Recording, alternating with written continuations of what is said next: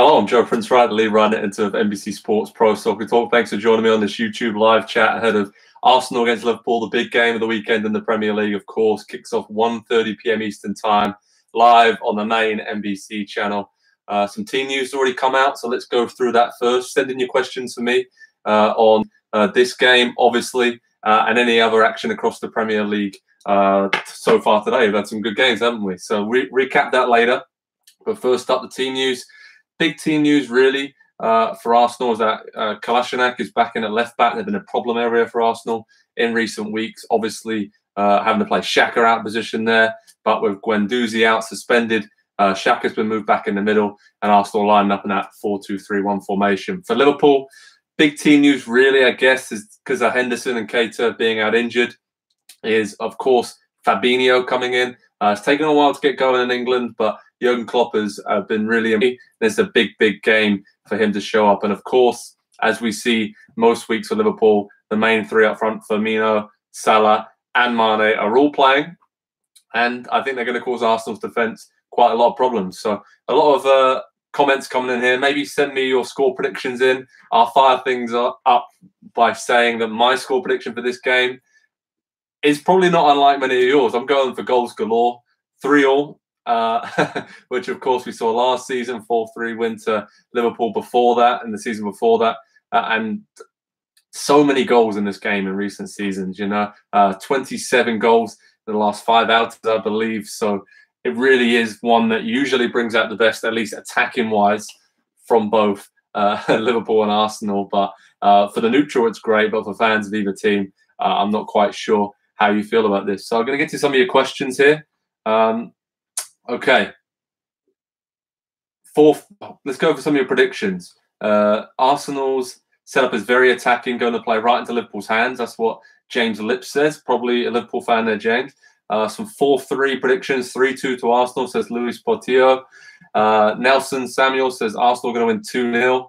A lot of people predicting that Liverpool will win. And, of course, when you look at them sitting towards the top of the Premier League table, they can momentarily at least go top of the table with a victory or a point, matter-of-factly as well, because Man City are playing tomorrow against Southampton. But, yeah, get your predictions coming in. The key player here for me today, I've been really impressed with him in recent weeks. I think he's been a great signing. Again, someone else who really took a while to bed into life in the Premier League. But Torreira for Arsenal, the diminutive Uruguayan midfielder, it's been phenomenal since he turned up from Sampdoria. I think it's going to be a miss for him alongside Guendouzi, the two young, hungry players, been snapping away in front of Arsenal's back four. We all know how poor Arsenal's defence has been over the last seasons. And this season, we saw at Palace last weekend, they're struggling to keep clean sheets. But going forward, I think that Torreira in particular, we'll see how Xhaka does today, but they give Arsenal a good platform to win the ball back quickly, tenacious in the tackle, and then try and spring forward and, try and get those attacks started with the likes of Lacazette and Aubameyang. Interested to see that as well, because I think their partnership, Lacazette and Aubameyang, at times works really well. I didn't think it worked too well at Palace last week. I think the balance was just slightly off for Arsenal in their attack. But if you're going to get chances, those two more than likely are going to finish them. And Ozil, again, he's key to see how what kind of mood he's in. He's been up and down throughout the season, but there's no denying that when he's on form, when he is playing in his correct position in the number 10 role, not many better than him in world soccer. So thanks for all your questions. It's all coming in. Liverpool, let's focus on them now. We've got a couple of questions coming in. Dejan Lovren, obviously not on the bench today or in the starting lineup. Klopp has been rotating them in the last few weeks. Joe Gomez has been playing at right back. Alexander-Arnold's been the odd man out. But today, obviously, going with Arnold, Gomez, Van Dijk, and Robertson's back in as well. That's a solid back four for Liverpool, you have to say. And Alisson brought a real calming influence since his big money move from Roma in the summer. In midfield, as I said, Fabinho, big day for him. You've got Wijnaldum and Milner, two solid operators either side of him. And then, of course, we know what the front three are all about. But now it's all about can Liverpool kick on? They've been in this position a few times over the last few seasons, haven't they, under Jurgen Klopp, in terms of trying to win a trophy. I mean, I didn't want to mention it, Liverpool fans. I'm sure that you've heard enough about this and every other pundit out there. But we know that now really is the time. This is the best squad they've had. It's just, in some time, but it's just unfortunate for Liverpool that Man City are as good as they are right now. But Klopp's been saying this week in his press conferences, you know what, it's not just Man City you have to worry about. Arsenal, Tottenham, Chelsea. It didn't quite go and say Man United as well, but with their win today, they're kind of back into at least the top 4 equation. So I think we're actually on for a really good title challenge, which is something we haven't had in the Premier League in recent years. Okay, let's get to some more of your questions. Who do I think will score first? Maybe you're looking for a betting tip there. I would go with. I just think that Liverpool start games faster. Arsenal have been struggling, especially in the first half. They've come alive in the second half of games. So I'm going to go with Sadio Mane, who's played well against Arsenal in recent games. Starts well in games, so I'm going to go for Mane to be the first goal scorer. And one of your comments in a football trick show, Mane's speed could tear Arsenal's defence apart. Yeah, I'm pretty much in agreement with that. Okay, got some more questions coming in. Arsenal lost to both City and Chelsea, their last top 4 opponents. Have they improved enough to get a result out of this from Taraga? I think they have. I think actually if they would have played Man City and Chelsea now, they would have maybe got a draw out of one of those games, maybe drawn both. I think they look more solid. As I said, big loss for them that Guendouzi got stupidly sent off against Blackpool in the League Cup, which means he misses his game against Liverpool. So I think it's a bit of a blow for them in midfield because that solid defensive unit of Torreira and Guendouzi just improves that whole back 6-7 if you're going to include the goalkeeper Leno in that. So they have improved. I think they will get a result out of this. Like I said, my prediction is a 3-3 draw, but I still don't think they've improved enough defensively, Arsenal. But going forward, they look fluid. Again, so many good options. Even if you look to the bench, Iwobi, Welbeck have come on and scored goals. Smith Rowe, very promising youngster, is on the bench as well and scored midweek. Aaron Ramsey, again, obviously his contract situation at Arsenal of not having one on the table and that being taken off is really intriguing to see how that's going to work out. But I think Arsenal have better attacking options than they did earlier in the season. At least they're playing better. And I think Unai Emery's philosophy and his tactics are always going to take time for these players to get used to, especially after being under Arsene Wenger for so long, weren't they? So, yeah, Arsenal, I think, are going to get better and better as the season goes on. As I said, looking at it right now, in the top 4, some teams kind of just nestling in behind them. Everton, Man United, Bournemouth, Watford, some teams you wouldn't expect there. But I do think that it's going to be the perennial top 6 challengers there. And it could be anyone from Arsenal, Tottenham, Man United for that final Champions League place. I just think that this season, City, Liverpool, and Chelsea have separated themselves a little bit from the pack, and that would be the top 3 in my mind. But who knows? Analysis and news and reaction is up right now on the Premier League game so far today. But here in this live YouTube chat, we are talking about Arsenal against Liverpool, the big one, 1:30 p.m. Eastern time on NBC. And don't forget, if you are watching the US, obviously tonight you'll know about the clocks changing. And for tomorrow, and we are back to 5 hours difference from the UK times for games. But don't worry, we're back to normal as from tomorrow morning. I'm going to get to a few more of your questions here. Okay, do I think that Socrates should start over Mustafi? When he's fit, of course, I think it could be a big call because Mustafi's still been making some individual errors. We saw in the Crystal Palace game last week. Jumped into that tackle needlessly, cost Arsenal a penalty kick. Wenger's ability in the final years of his time at Arsenal to shut games down and close them down really came down to his 2 main defensive players that he brought in, which was Mustafi and Xhaka. Spent big money on, and I just don't think that for me they were anywhere near good enough or are anywhere good enough right now defensively.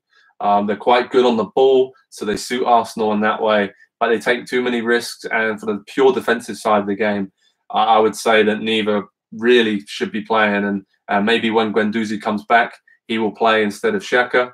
And when Socrates comes back from injury, I would say that he would start instead of Mustafi. And Rob Holding has been great in midfield, in centre back there. I've been impressed with the way that he comes forward into midfield with the ball. So Arsenal, they've still got to tweak some things defensively, but that's going to come with time and the philosophy, as we said, under Unai Emery. So some of the key battles in this game I'm really looking forward to, as I mentioned there, Milner, Fabinho against Ozil, trying to shut him down. Salah, whether he hangs out on the left flank and has a go at Hector Bellerin, who's great going forward, but is sometimes quite vulnerable. And Roberto Firmino, he seems to do very well against Arsenal in the past. Obviously, Holding's going to have a big job there to try and shut them down. Let's get to a few more of your questions here. A lot coming in. Arsenal win 2-1. We've got a question here from Rami Al-Omari. Where do I think Liverpool will push into Arsenal's defence? Kind of mentioned it there. I think on the left side of Liverpool's attack and the right side of Arsenal's defence. So Hector Bellerin, I think, is particularly vulnerable right now.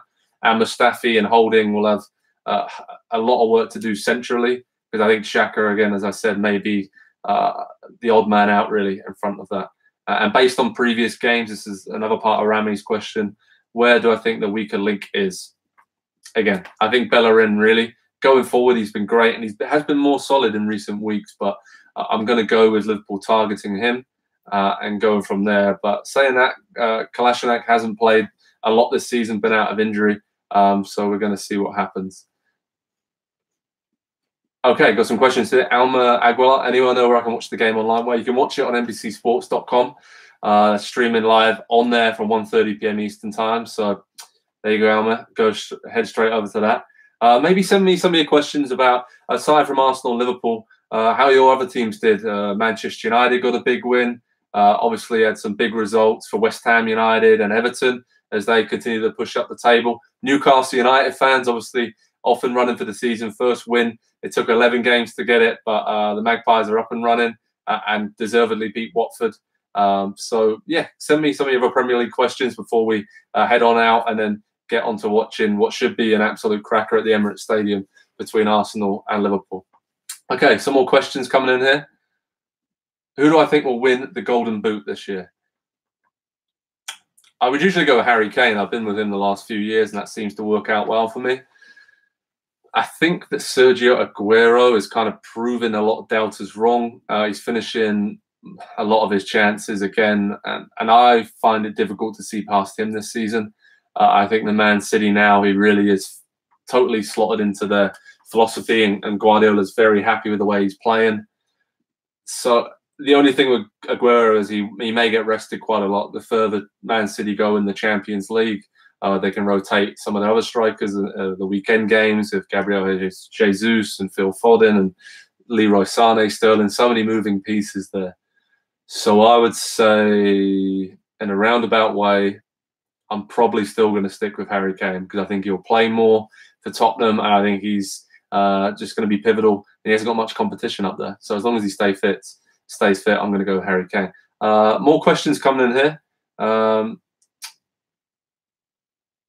What's my thoughts on Chelsea from Maxwell Shangali?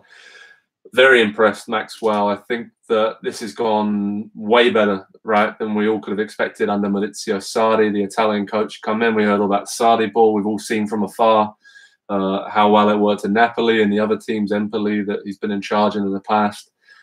But with this group of Chelsea players who were conditioned to defend and counter under Antonio Conte, it was going to be a matter of time, wasn't it, to see how well they actually committed themselves and were completely open to changing to this new philosophy. And you have to say, fair play to Chelsea's players because they've left everything else behind. Very professional. They've taken everything Sarri has on board.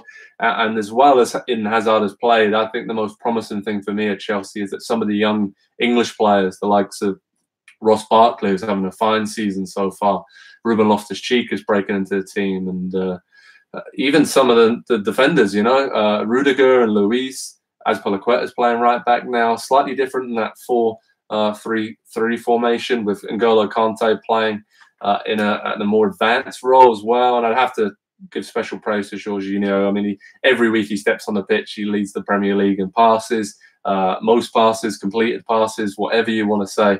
He has been central to Sarri ball working. And as I said, Chelsea, Liverpool, Man City are really in that bracket on their own at the top of the Premier League.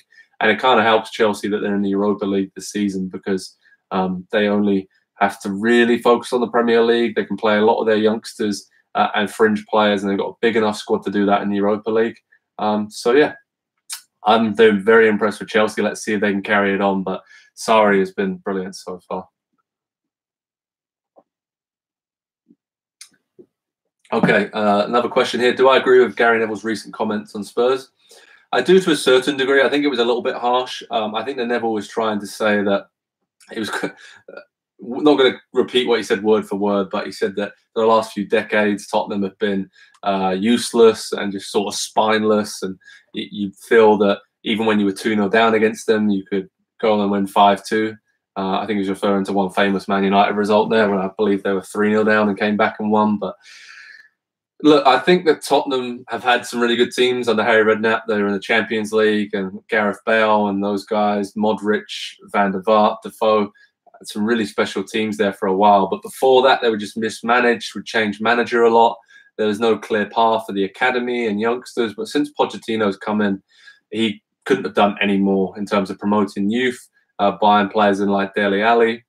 Even Eric Lamella's coming to the fore now, and obviously promoting a lot of youngsters from the academy. Harry Winks now, Harry Kane we all know about, Walker Peters, and they sort of augmented the special squad that they have with young talent and given them a chance. And Pochettino's done that wherever he has been. If you look at Southampton, Luke Shaw, Chambers, Jay Rodriguez, Lallana, all the players he had there that he helped kick on with their careers. I think for Tottenham now, the main issue that Neville was trying to say, if you have watched the clip on Sky Sports, was what else did he have to do for Tottenham to now push on to the next level? Has he basically taken them as far as he can? Because with the new stadium, we all know the issues about the delays with that for Tottenham. That obviously means that 600, 700 million pounds, which is, you know, close to $1 billion, they've had to save up for that over the last few years. And they knew that those bills and those payments were coming. There's been some reports out there that had to even take out more loans to counteract some of the problems they've had with these delays. So Tottenham, they have to keep the squad together. Ali, Eric, Ali, obviously Kane, Pochettino, sign a new deal, Son.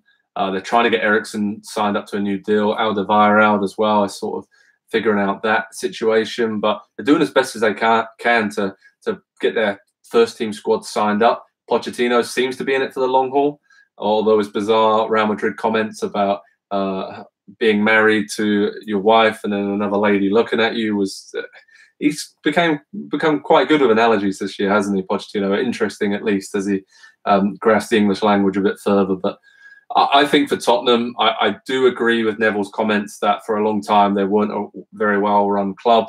They were easy to get by, and they weren't living up to their potential. But I think now, really, in some ways, this season, they've been a victim of their own success in the last few years, because everyone expects them to be challenging for the title, going far in the Champions League. I don't know for the Champions League, of course, not winning any of their opening 3 group games. I think that's going to be a big ask now for them to get through. But maybe that won't be a bad thing when they finally move into the stadium. They can focus on the Premier League. And the aim for Tottenham right now, until they get a huge influx of transfer funds, should be really to finish in the top 4 every season. And I'm not really one of these pundits who says that they have to win a trophy like Liverpool. I don't think they have to win a trophy to say that Klopp's time, like Pochettino's time at Tottenham, is a success. I still think they've built great teams, amazing to watch pretty much every week, and they're challenging in the top 4 and for the titles in recent years and been back in the Champions League. So I think Liverpool and Tottenham's fans have to have a dose of reality at times.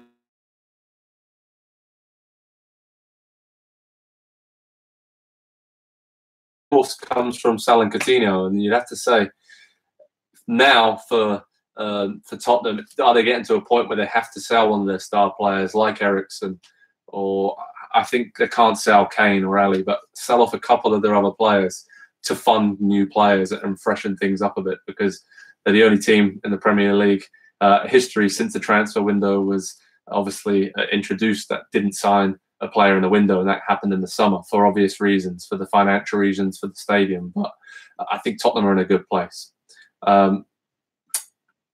Okay. Got a question here from Adrian. Is Mourinho out in December? Not now. I don't think so. I think that he said he's pretty confident that, we're going to finish in the top 4, Man United. That's what he said. We'll be back there before long. And looking at the table now, they're only 2 points off. Of course, Arsenal are playing later today. So Tottenham, of course, that's 3:45 p.m. Eastern time, a rare Saturday afternoon game for you guys in the US and in the evening over here. See how that works. But I think Man United are showing glimpses that they are getting back to their best. Obviously, the Romelu Lukaku situation is interesting, was dropped for that game against Everton last week. They won, didn't play, didn't even travel the United squad to Bournemouth. They won. Obviously, a bit of an injury's come up. That's why he didn't travel with them to Bournemouth. But there's been some rumblings of discontent behind the scenes, obviously from Lukaku not playing. He's their main man. But you have to say that United, especially when Rashford came on today and Ander Herrera, I thought they looked a lot stronger, a lot more dynamic, took the game by the scruff of the neck. And Bournemouth still had chances, don't get me wrong. And Mourinho's come out and said they should have been 5-2 or 6-2 down. So the main thing for United to sort out is these slow starts. They have to stop those. They have to stop just relying on their ability in the second half of games to drag them back into winning positions, because over the course of the season, that's going to tire them out, and they're not going to be able to do that week in, week out, especially with a busy festive season coming up. So I think in terms of Manchester United, Mourinho will be there for the rest of the season. I wouldn't worry about that, even if they're, as I mentioned, just scrapping away for that 4th place with Tottenham and Arsenal for the remainder of the campaign. I think most Man United fans would accept that. Transfer window didn't go as well as they would have hoped over the summer. It went well for Chelsea and Liverpool. And obviously, Chelsea's manager has had a big impact as well. So, again, get your questions coming in. Okay, Abdullah says, who's going to replace Guendouzi in this match? Well, it looks like Granit Xhaka, straight swap, 4-2-3-1. He's going to shift into one of the 2 holding midfield roles alongside Torreira. And Kolasinac has gone into left back. So, there we go. Michael Thompson says, who do I think is better, Alisson or Ederson? Oh, I'm going to go with Ederson, even though I know Alisson starts for Brazil. I was at Wembley on Monday to watch Tottenham Man City, and that was a wonderful save that Ederson, very brave save made from Harry Kane, come out to his feet. I think his distribution is very good. We've obviously seen Alisson have a few issues with that early on in England, but I think just about I give the nod to Ederson. So far, been really good as well. Okay, a few more questions coming in here. We're going to finish off. If Chelsea do win the league, do I think Eden Hazard can win the Ballon d'Or? I think so. Obviously, it depends on what Barcelona do. I think if Messi has another wonderful season and they win the Champions League and win La Liga, then it'll be hard to win that. But I think, for the most part, Hazard can win it at Chelsea. I don't think he needs to go to Real Madrid. And I agree with Sarri's comments from a few years ago. But if Chelsea win the league this year, it'll be quite a shock, as it was a couple of years ago when they did. I think this is different because Liverpool and Man City are that good. If Chelsea can sustain this early season form and Hazard can keep doing them, I think he will probably be right up there, depending on what the old experienced superstars do, Ronaldo and Messi, because they're likely going to win the league with Juventus and Barcelona. I think for them it will come down to if they can win the Champions League. That'll be a big difference. Okay, well, thanks so much for all your questions on YouTube Live. There's so many more questions coming in here. Okay, let's finish with a few more on Liverpool-Arsenal. Again, 1:30 p.m. Eastern Time. Keep over 5 minutes to get yourself over to the main NBC channel across the USA. Football Trick Show said, should Shaqiri start over Fabinho? I don't think so in this situation. I think that we've seen that some of the bigger teams are learning. Man City especially, when I think about this, they've gone away to Liverpool, got 0-0 draw, won 1-0 away at Tottenham, won 2-0 away at Arsenal as well. And I think the bigger teams like Liverpool and City are going away from home and not shutting up shop defensively, but making things a lot tighter. And with the players that Liverpool have on the break, Salah, Firmino and Mane, they can afford to sit back a little bit more and hit Arsenal on the counter. And it's certainly a team that that leaves you open with plenty of gaps there. So I think having Fabinho instead of Shaqiri, of course, is the more defensive option. But if it's 0-0 with 35 minutes to go, or Arsenal are ahead by 1 goal, I would not be surprised to see Shaqiri come on, Lallana and Sturridge as well. Those would be the 3 players who can really come on and change the game for Liverpool. So again, for myself, Joe Prince-Wright, thanks very much for joining us on this YouTube live stream. I urge you all to go over to NBC or MBOM to stream and watch Arsenal against Liverpool, 1:30 p.m. Eastern time. So kickoff is fast approaching. And yeah, head over onto Pro Soccer Talk for news, analysis, and videos.